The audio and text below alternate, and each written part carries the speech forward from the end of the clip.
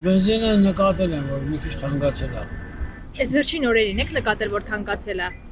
Երևի մի երկու օր կլինի։ Եվ մի մոմենտ ռեգուլյար բենզինը դարել էր արդեն մինչև 420 դրամ, հիմա 440, 450։ Հայաստանում որոշ լցակայաններում բենզինի գները վերջին օրերին բարձրացել են 20-ից 50 դրամով։ Տնտեսագետը սա պայմանավորում է Իրանա-իսրայելական հակամարտությամբ, ինչի պատճառով նավթի գները համաշխարհային շուկայում բարձրացել են, եւ դա ընդհանուր ազդեցություն է թողնում վառելիքի գների վրա։ Հաշվի առնելով այն, որ Իրանը հենց ինքը էներգակիներ արտահանող երկիր է, նավթ եւ գազ, դրան գումարած նաեւ այն ընդգրկում է տարածաշրջանի բոլոր արաբական երկրները, որոնք նույնպես էներգակիներ արտահանող եւ արտահանող երկրներ են, մենք պետք է սպասենք կամ նախապատրաստվենք էներգակիների գների աճի։ Այսինքն մենք պետք է արձանագրենք, որ համաշխարհային տնտեսությունը էներգակիների գների աճի նոր փուլ է մտնում եւ այս ընթացքում մենք ունենալու ենք կտրուկ